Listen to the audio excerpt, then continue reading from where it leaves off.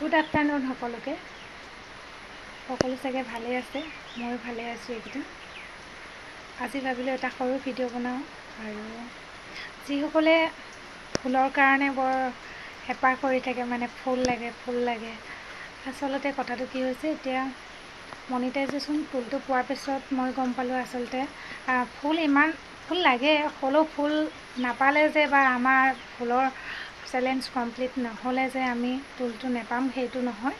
আচলতে ফেচবুকে আপোনাক যিদিনা মন যাব সেইদিনা আপোনাক দিব, আপুনি কাম কৰি গ'লে নিশ্চয় পাব।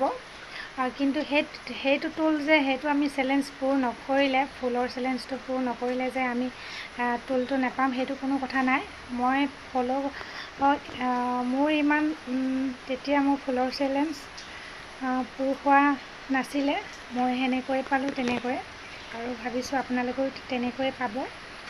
ফুলৰ কাৰণে ইমান চিন্তা কৰিব নালাগে।